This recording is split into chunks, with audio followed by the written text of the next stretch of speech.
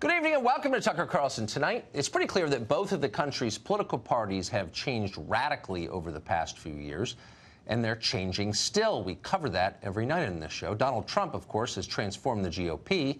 You may have read about it. On the Democratic side, there have been profound changes, too, ones that don't get quite as much attention. A party that for 100 years stood with America's middle class now represents the nation's richest and its poorest. And so, not surprisingly, the party's positions on policy have changed accordingly, a lot.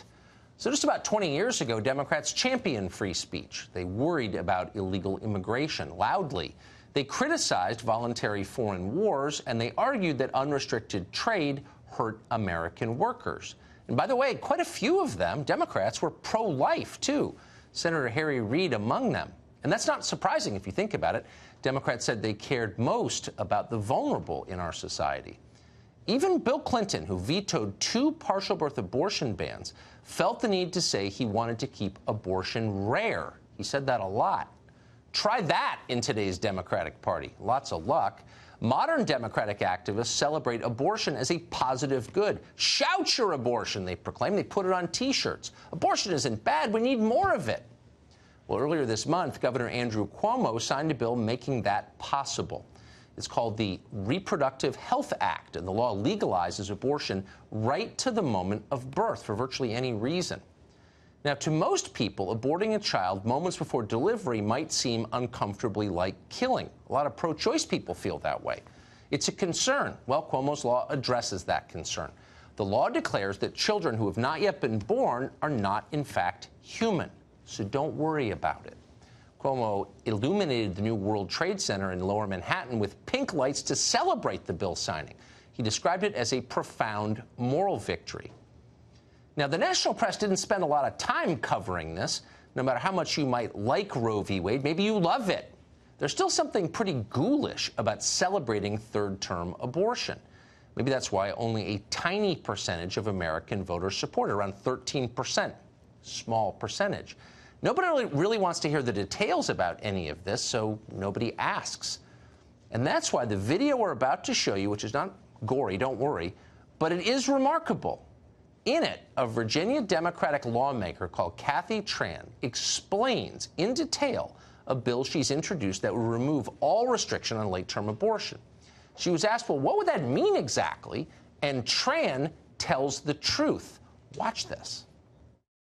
Where it's obvious that a woman is about to give birth. She has physical signs that she is about to give a birth. Would that still be a point at which she could request an abortion if she was so certified? She's dilating. Mr. Chairman, that would be a decision that the doctor, the physician, and the woman would make. I understand that. I'm asking if your bill allows that. My bill would allow that, yes. So, abortion at the point of dilation. If you're confused about what that means, ask anyone who has given birth.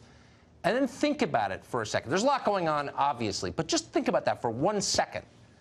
You may be pro-choice. Are you okay with that? Virginia's governor is okay with that. He's thought about it. Ralph Northam is his name. He's been in office a little over a year. He's often described, in fact, always described, as moderate. And that's pretty amazing given his reaction to Kathy Tran's late-term abortion bill. This is from today. Watch this. It's done in cases where there may be severe deformities. There may be a fetus that's non-viable. So in this particular example, if a mother is in labor, I can tell you exactly what would happen. The infant would be delivered. The infant would be kept comfortable. The infant would be resuscitated if that's what the mother and the family desired. And then a discussion would ensue between the physicians and the mother. A discussion about killing the infant? The infant.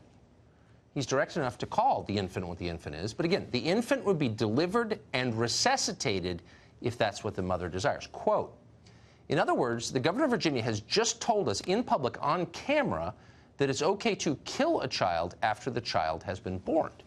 That used to be called infanticide, not rhetorically, but literally infanticide, taking the life of a child who is breathing. The governor seemed to just say that. Did he misspeak? Well, you'd hope, but no, he didn't. Ralph Northam is a physician. He's a pediatric neurologist, in fact. He's not some clueless layman who mangled a NARAL talking point. This is really what he thinks. This is what his party thinks, though no one ever says it, but it's true. This is the new moderate pro-choice position. You should know that.